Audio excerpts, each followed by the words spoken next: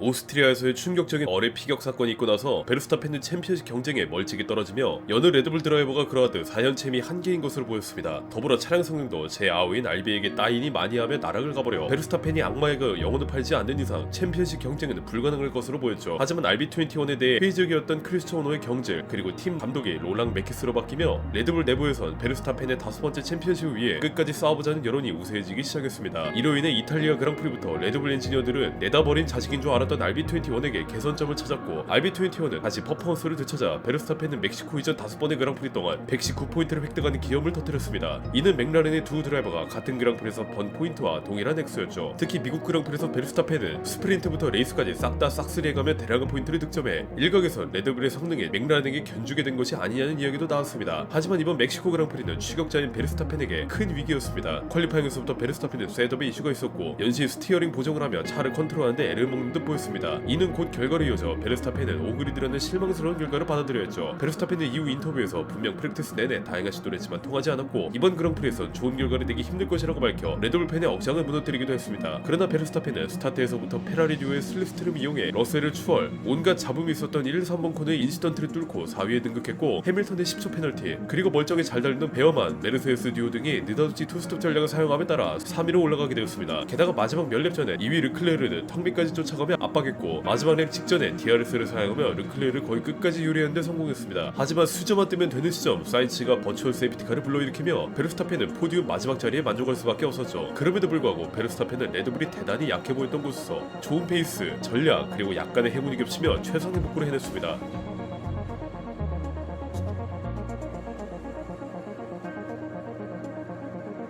페라리가 다시 돌아왔습니다. 직전 그랑프리 싱가포르 아제르바이잔에선 메르세데스에게 복날 개처럼 두들겨 맞으며 람보르기니와 함께 손잡고 트랙터 사업을 시작할 줄 알았던 페라리가 스트리트 서킷에서 빠져나오자 다시 페이스가 살아나기 시작한 것인데요. 이번 두 그랑프리에서 르클레르는 각각 3위, 2위에 등극하며 반쯤 죽어있던 T4시들을 환호하게 만들었습니다. 특히 르클레르는 미국 그랑프리에서 노리스를 상대로 신기에 가까운 방어를 보여주며 베르스타펜의 얼굴에 웃음꽃이 반기하게 했는데요. 물론 레이스 후반 결국 추월을 허용하긴 했지만 그럼에도 포디움에 등극하며 메르세데스와의 격차를 크게 좁혀냈습니다. 이어지는 멕시코에서도 르클레르는 놀라운 플라잉랩으로 헝가리에 이어 그리드 앞줄에 등극 레이스 후반 베르스타펜이 미친 종마처럼 달려들었지만 전직 팀메이트의 은총으로 버추얼 세이프티카가 발령되며 기적적으로 베르스타펜을 저지했습니다. 이로 인해 페라리는 다시 한번 메르세데스를 누르고 컨스트럭터 2위에 올라온 데 성공했죠. 하지만 여전히 페라리의 고질병 같은 리프트 앤 코스트는 이번 두 그랑프리에서도 이어졌습니다. 레이스 후반부 팀 라디오에 따르면 페라리는 다시 한번 두 드라이버들에게 리프트 앤 코스트를 지시했고 이는 전력 손실로 이어져 베르스타펜이 따라붙는 주요한 요인이 되었습니다. 이번 멕시코에선 메르세데스가 워낙 서로 지지고 볶느라 바빴고 명예 이탈리아인인 사인츠가 버추얼 세이프티카를 불러왔기에 망정이었지 하마터면 포디움 저 아래로 내쫓겨져도 이상하지 않을 상황이었습니다. 사실 페라리의 리프트 앤 코스트 이슈는 올 시즌 SF25의 고질병으로 레이스 후반기만 되면 리프트 앤 코스트가 강제되어 페이스가 미국 개잡주처럼 꼬라박는 것을 연신 보여줬습니다. 이는 중국 그랑프리에서의 충격적인 더블 디스퀄리파이드가 원인으로 보이며 페라리는 이를 피하기 위해 드라이버들에게 지속적으로 리프트 앤 코스트를 지시한 것으로 보입니다. 이런 문제가 발생하는 이유에 대해 페라리가 10개 팀들 중 유일하게 앞뒤 서스펜션을 모두 플로드를 사용한 점 혹은 근본적인 셰시나 플로우 디자인의 실패라는 등 여러가지 추측이 있지만 당연히 페라리가 이를 공개하지 않는 만큼 근본적인 이유는 알 수가 없는 상황입니다. 여하튼 페라리의 리프트 앤 코스트 문제는 SF25의 고질병 같은 시즌 초부터 이어진 만성질환으로 보이며 남은 4개의 그랑프리에서 이것을 얼마나 최소화하느냐가 컨스트럭터 2위 여부를 결정할 듯 보입니다.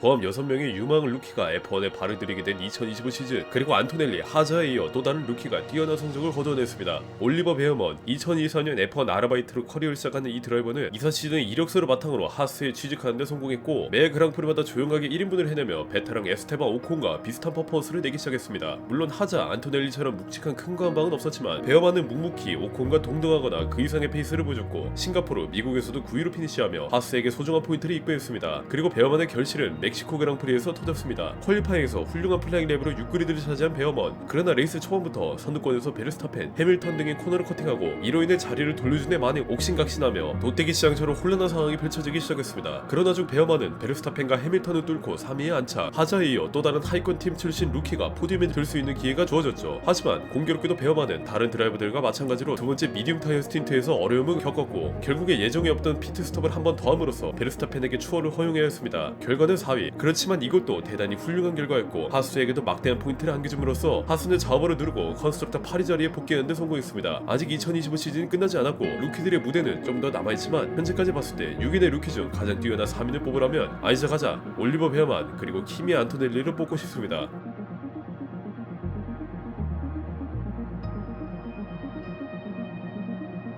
4라운드부터 6라운드까지 3연승, 그리고 오스트리아부터 이탈리아까지 6연속의 포디움 피니시. 피아스트리는 시즌 초부터 노리스를 위협하는 것을 너무 능가하기 시작했고 여름방학이 끝나자 정신 차리고 보니 둘 사이의 포인트 격차는 이미 상당하게 나기 시작했습니다. 그러나 아제르바이잔 그랑프리에서의 그 해괴한 크래시 이후로 피아스트리는 변했습니다. 이전에는 퀄리파잉에서부터 노리스와 비슷하거나 그 이상의 결과를 뽑아주는 피아스트리였지만 어느새 노리스가 퀄리파잉에서 피아스트리를 압도하기 시작했고 고작했던 레이스 스타트도 원래 노리스의 장기였지만 그 전염병이 피아스트리에게 옮겨붙은 것처럼 스타트에서도 말썽을 일으키기 시작했습니다. 결국 이번 멕시코 그랑프리에서도 피아스트리는 퀄리파잉에서부터 7그레이드를 받은 것을 모자라 스타트에서 1번 코너부터 실수가 나오며 순위가 뚝뚝 떨어지고 말았습니다. 그리고 그러는 와중 노리스는 뒤에서 무슨 아수라장이 펼쳐지는 간에 아랑곳하지 않고 타이어를 깎아낼 수 있었고 결국 무난하게 폴트윈을 달성하며 오랜만에 포디움 정상에 올랐습니다. 피아스트리도 초반에 무진히 뒤로하고 마지막 소프트 타이어 스틴트에서 메르세스 듀오를 추월하는 등 분전했으나 노리스의 우승을 뼈아프게 다가갔고 피아스트리 이제 1점 차이로 챔피언십 2위에 앉아있게 되었습니다. 이미 싱가포르에서 컨스트럭터 챔피언십이 종결된 와중 피아스트리는 이제 파파이루리고 나발이고 드라이버 챔피언십을 향해 모든 것을 쏟을 수 있게 되었습니다. 하지만 정작 멍석이 깔리자 피아스트리는 갑자기 부진에 빠지며 중심을 잃어버렸고 노리스는 반면 맡은 바일을 충실히 수행하며 최대한의 포인트를 가져오고 있습니다. 그리고 이런 와중 반쯤 죽여놓은 줄 알았던 베르스타펜은 다시 올라오며 2007년에 재련발하고 있죠. 과연 피아스트리는 여기서 무너지고 노리스에게 첫 번째 챔피언십을 허락해야 할지, 혹은 다시 일어나서 노리스와 정면 승부를 할지, 혹은 둘이 이렇게 피 터지는 일기토를 벌이는 사이 베르스타펜이 챔피언십 트로피를 훔쳐올지가 남은 그랑프리의 관람거리가 될 것으로 보입니다. 어쨌든 확실한 건 피아스트리는 지금처럼 달리면 올해 챔피언은 국물도 없습니다.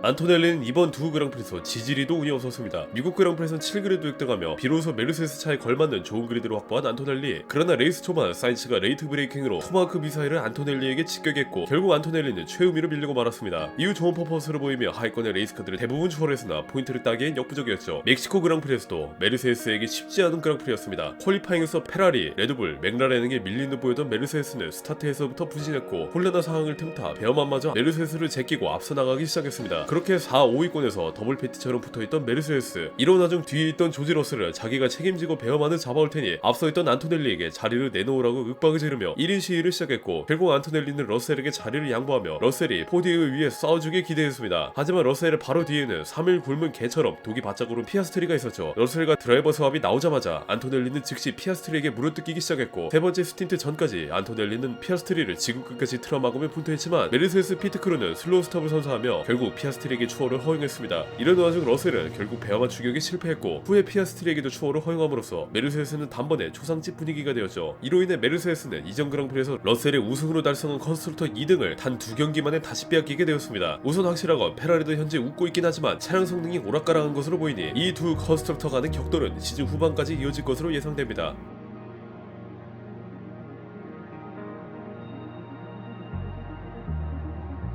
지난 아제르바이잔과 싱가포르에서 사인츠에 비해 죽었던 알본. 하지만 이번 두 그랑프리에선 친절하게도 사인츠가 알본과 같이 죽으며 윌리엄스는 오랜만에 3년 전의 감동을 재현했습니다. 미국 그랑프리에서 알본은 철렙의 보톨레토에게 미사일을 날리다 오히려 스피드한 참사가 났고 사인츠 또한 레이스 초반 저속코너 구간에서 안토넬리에게 직격타를 날렸지만 도리어 본인의 차가 큰 데미지를 입으며 리타이어해야 했습니다. 이 사고에 대한 책임으로 사인츠는 멕시코 그랑프리에서 5그리드 페널티를 받았고 7위를 퀄리파잉을 막아야 했지만 12그리드에 배정받았죠. 그리고 사인츠는 첫 번째 피트스톱 위에 피트레인에 들어가는 와중 갑자기 피트리미터가 고장나며 레이스카가 급발진을 일으켰고 이로 인해 드라이브 스루 페널티까지 받으며 이미 창난 레이스에 결정타를 맞으며 고꾸라졌습니다. 그러다가 레이스 최후반부에 들어든 사인츠는 이미 포인트는 국물도 없었지만 브레이크에 심각한 문제가 있다는 것을 알게 되자 레이스를 몇 랩 남겨놓고 리타이어를 해야 했습니다. 아제르바이잔에서 포디움, 싱가포르에서 시원한 추월시를 선보인 사인츠는 이번 두 그랑프리에 오자마자 천당과 지옥을 오가는 것처럼 극락과 나락을 선보이며 쉽지 않은 주말을 보내야 했습니다. 더불어 보통은 사인츠가 이렇게 엇나가면 알본이 잘해주길 마련인데 이번 두 그랑프리에서는 알본마저 같이 일탈을 해버려 윌리엄스는 오랜만에 착잡한 기분을 느껴야 했습니다.